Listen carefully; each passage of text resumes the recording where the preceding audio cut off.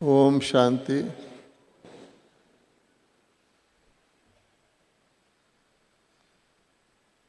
बहुत से भाई बहनों ने तो दीदी को नहीं देखा।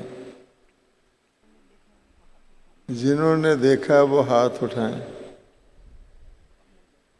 थोड़े से हैं तो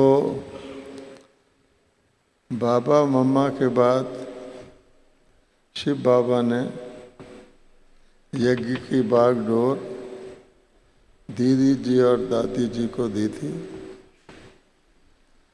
और सारे यज्ञ का, सारे बहन भाइयों का, जिसको कहते हैं डिसिप्लिन, वो दीदी जी रखवाते थे। अति धारणा मूर्त थे। तो आज उनकी स्मृति में उनकी दो चार विशेषताओं के मैं अनुभव आपके साथ शेयर कर रहा हूँ। एक बात तो ये याद आती है कि दीदी जी दृढ़ संकल्प और दृढ़ निश्चय की प्रतिमूर्ति थे। जैसे आज बाबा ने कहा डामाडोल कोई हिला ना सके आपको, तो बहुत वर्षों की बात है। सारे यज्ञ में ये फैसला हुआ कि दिल्ली के रामलीला ग्राउंड में 1 महीने का एक विश्व नवनिर्माण आध्यात्मिक मेला लगाया जाए, 1 महीने का। और उसके अंदर जितने भी हमारे प्रांत हैं, स्टेट्स हैं, उन सबको एक एक स्टॉल दिया जाए और उसका विषय निर्धारित किया गया। तो सब प्रांतों वाले भाई बहन दिल्ली में आए और उन्होंने अपने अपने प्रांत स्टेट संभाले। बहुत डिटेल है, प्रबंध आदि किए गए। अब दीदी जी का रोल कहाँ आया? दीदी दादी दोनों ही वहाँ पर थे। तो अचानक वो जगह हमने बाकायदा चीफ मिनिस्टर से बुक करके ली थी। उसमें लिखा रहता है थोड़ा सा, अगर कोई इमरजेंसी आ जाए तो आपकी जगह कैंसिल की जा सकती है। तो समझो 70% मेला तैयार हो गया था, क्योंकि उस बड़े मेलों को तैयार करने में भी महीना 1.5 महीना लगना था। बंगाल का स्टॉल बन गया था, उसमें बहुत देवी का चित्र था, आदि आदि। तो उस समय अचानक रशिया के राष्ट्रपति को भारत में आना निश्चित हो गया। और उस समय रशिया भारत को वीट, गेहूं देता था, क्योंकि भारत में वीट कम था, बहुत सम्मान था उसका। उनका स्वागत उसी स्थान पर गवर्नमेंट ने रख दिया जहाँ पर हमारा मेला लगा हुआ था। तो गवर्नमेंट के बड़े बड़े ऑफिसर आए और उन्होंने आकर के कहा कि आप लोग, बेहतर है कोई और स्थान देख लो, आपको दिक्कत आएगी। तो जब वो आए कि बेहतर स्थान देख लो, तो दीदी जी ने कहा ये बात पक्की नोट कर लो, तुमको कोई और स्थान देखने नहीं जाना है। अपना संकल्प को ढीला नहीं करना है कि कोई और स्थान हमने देखना, यहीं पर मेला होगा। तो हमने उनको मना कर दिया। 2-3 बार उन्होंने कहा राष्ट्रपति रशिया का मामला है, इंदिरा गांधी जी उस समय प्राइम मिनिस्टर थी, तो कोई स्टॉल देख लो। पर हम टस से मस नहीं हुए, हमने कहा नहीं देखना। आखिरकार इंदिरा गांधी जी को टेलीग्राम भेजे गए। उस समय तो टेलीग्राम का ही सिस्टम था पहुंचने का। तो उन्होंने अपने सेक्रेटरी को भेजा कि वहां जाकर देख के आओ इनका मेला कितना लगा हुआ है।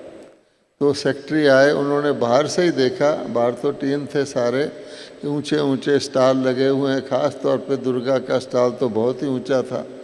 उसने जाके इंदिरा गांधी जी को कहा कि नहीं, इनका मेला काफ़ी लग चुका है। तो इंदिरा गांधी जी ने उसके कारण से लाल किले में राष्ट्रपति रशिया का स्वागत रख दिया।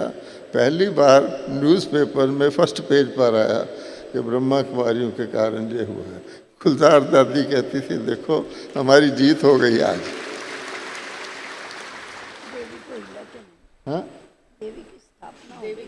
हाँ, मतलब दूसरा एक ऐसा ही घटना है कि इमरजेंसी लग गई थी, तो चन्ना रेड्डी जी यूपी के गवर्नर थे। तो उनको यूपी में आपको पता है कि बहुत सारे धर्म पंडित, बहुत बड़े महात्मा लोग रहते हैं। तो एक ने अपने बेटे की शादी पर चन्ना रेड्डी जी को बुलाया। वहाँ उसने इतना खर्चा किया बहुत ज़्यादा। तो चन्ना रेड्डी जी के ख्याल में आया कि ये धर्म संस्थाओं वाले तो बहुत पैसा कमा करके ऐसे फालतू खर्च कर रहे हैं। तो इमरजेंसी थी, इसलिए उन्होंने एक रूल बनाया कि सारी धर्म संस्थाएं जो हैं उनके बाकायदा पुजारियों की क्वालिफ़िकेशन होनी चाहिए, ऐसे नहीं किसी को बिठा दिया। उनका जितना धन संपत्ति है उसका वो अकाउंट दें गवर्नमेंट को। तो बहुत सारा उन्होंने रूल बनाया। मधुबन में मीटिंग हुई कि क्या हमने ये अकाउंट देना है। उस वक़्त भी दीदी जी ने कहा कि हमको कुछ नहीं करना, कोई अकाउंट नहीं देना, बस ख़त्म। सरकार का रूल था, इमरजेंसी का समय था। चन्ना रेड्डी जी ने वो इंदिरा गांधी से पास भी करा लिया रूल। आखिर क्या हुआ कि जैन लोग जो होते हैं, जैन लोगों का गवर्नमेंट में बहुत कनेक्शन रहता है। तो उन्होंने कहा कि हमारी मूर्तियों को अगर उखाड़ करके कोई वजन करेगा तो खंडित हो जाएंगी। सार ये है कि वो रूल कैंसिल कर दिया गया। तो उस प्रकार से भी हमने देखा कि दीदी जी का उस वक़्त हमने दृढ़ संकल्प देखा। बाकी यज्ञ के कारोबार में कि हमें किसी प्रकार का संसारिक साधन नहीं लेना, कोई लोभ आदि नहीं करना, दुनिया के नियम नहीं अपनाने, उसका भी एक दृष्टांत है कि दिल्ली में एक केंद्र था, तो वो किराए पर था। उस समय नई दिल्ली में बहुत कम मकान मिलते थे, उसमें सेंटर चलता था। तो मैं ताज़ा दिल्ली में ट्रांसफ़र हुआ था। तो उसका मालिक मकान उस मकान को खाली कराना चाहता था, क्योंकि किराया बहुत पुराना था। वो सोचता था कि ज़्यादा किराया मिल जाएगा। तो दीदी जी दिल्ली में आए हुए थे, वो अपनी पत्नी के साथ आया, दीदी जी से मिला और बोला कि मुझे रिटायर हो गया हूँ, मेरे को मकान चाहिए, आप कृपया खाली कर दें। दीदी जी ने मुझे बुलाया कि देखो इसका मकान आप जल्दी से जल्दी खाली कर देना। तो मैंने कहा दीदी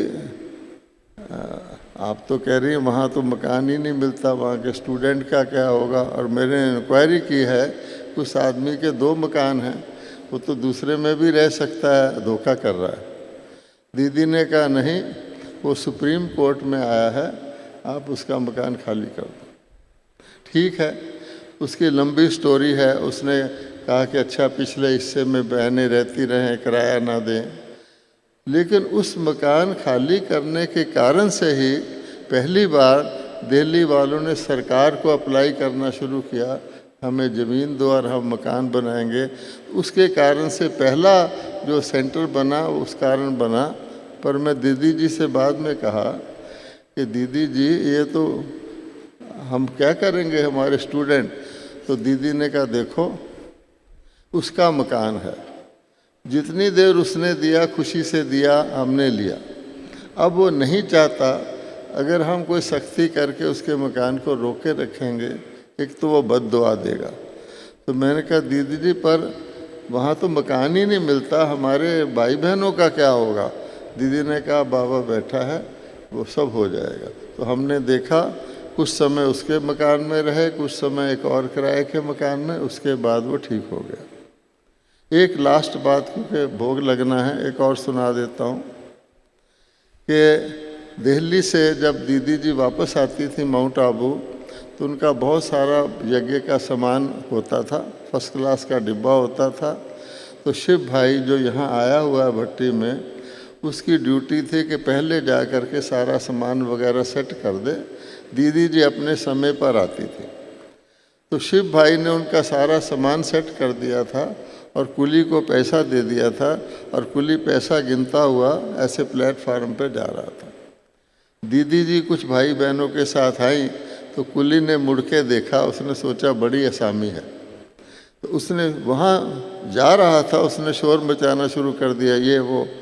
तो दीदी ने मुझे एक 100 का नोट दिया। उस समय 100 रुपया 10,000 के बराबर था। इसको दे दो। मैंने दे दिया।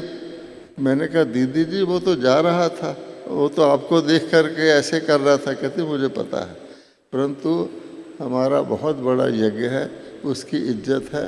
प्लेटफार्म पे लोग घूम रहे हैं, उनको नहीं लगेगा कि क्या कारण हुआ, वो तो यही समझेंगे कि ब्रह्मा कुमारी ने कुछ झगड़ा किया। इसलिए यह है कि इन बातों से पता लगता है कि कितना दृढ़, कितना दूरांदेशी, छोटी बड़ी बात में यज्ञ की मर्यादाओं के अनुसार चलना। ओम शांति।